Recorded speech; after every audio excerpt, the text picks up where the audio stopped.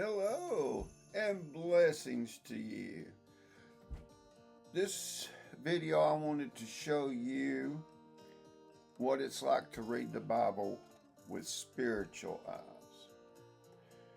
The Bible has different levels and it's open to everyone.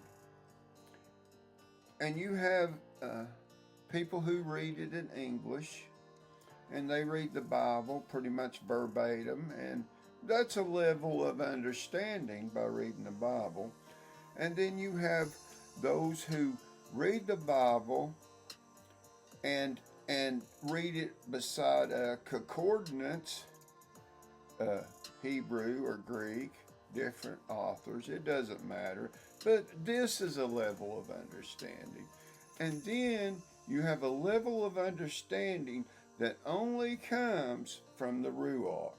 And this allows us to see the message of Elohim through the text of man.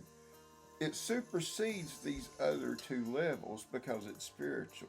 And I want to show you what it's like to read the Bible with this wisdom.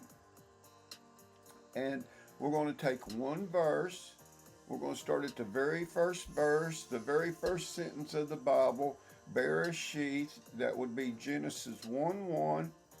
And we're going to look at this one verse, and I want to show you how it opens up a whole new level if you allow the scriptures to speak to you and you don't read them being prideful in I gained wisdom and knowledge because I read it. You gain this knowledge through submission. So we're going to start this out. Let's Genesis 1:1. In the beginning, Elohim created the heaven and the earth. Singular. Before our time itself began to tick, before the stars burned or the oceans roared, there was only one Elohim Most High, and he was the uncreated one, the eternal source. And in that holy moment of beginning, he spoke. He created. Elohim created the heaven and the earth. And the heaven above was vast. It was ordered and beautiful. Not the same heaven we see under the firmament. This is the heaven before the firmament. Earth below was formed an endless plain filled with purpose. Nothing was random. Nothing was accidental. Every detail flowed from the deliberate will of Elohim. He did not experiment. He did not improve over time. He created it, and the scriptures tell us plainly, he created it and it was perfect. This is not the same earth period we are in today. As I said, this was before the firmament. And before the firmament, Job 38, when the morning stars sang together and all the sons of Elohim shouted for joy. It's not flawed, not evolving towards perfection, not good enough. It was perfect. That single truth stands like a granite cornerstone beneath all reality. Before this age we are in now, Genesis 1:1 speaks of a perfect earth age. How did I get so much out of one verse?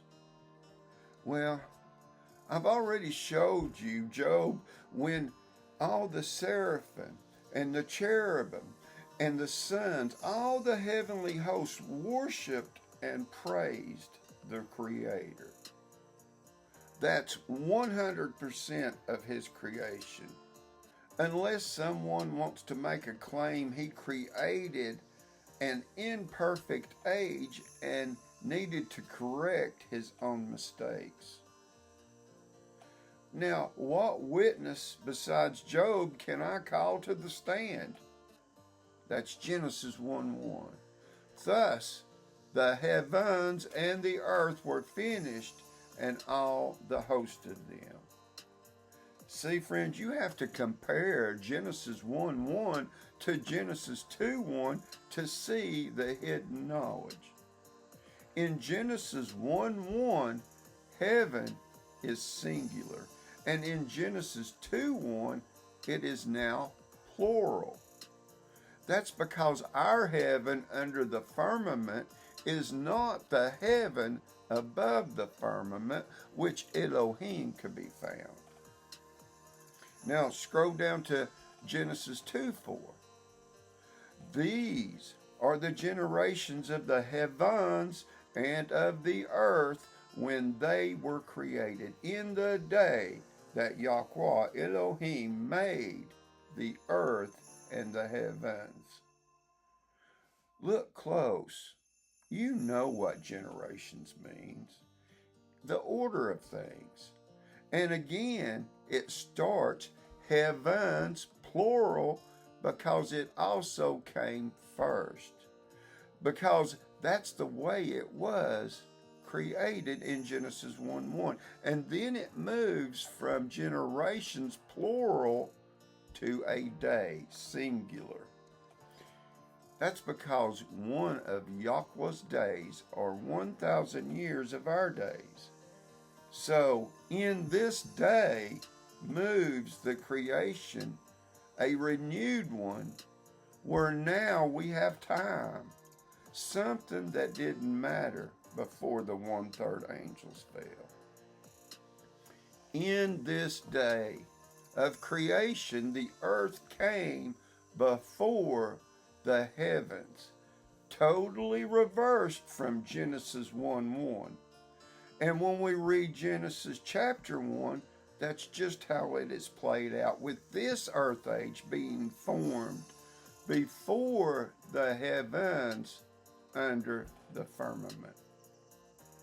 The universe did not stumble into existence through chaos of Genesis 1:2. The earth became that way because of the fall of the 1/3 angels. That's why there's a dome imprisoning us, so we can't travel on this endless plain. And we cannot get through the firmament to explore the original heaven. Time is a construct of this dimension for the sole purpose of having this earth age come to an end. And the promise is purity, to never have an earth age where the king wants the creator's glory, as Satan did. The next will be paradise. You can trust Yeshua, our Mashiach, to never become prideful and mislead Elohim's children into rebellion. He has proven himself all the way to death and back. You can trust this king. He is the Savior of this earth age. Prayerfully you found this interesting, and the wisdom of Yah may find you. So be it.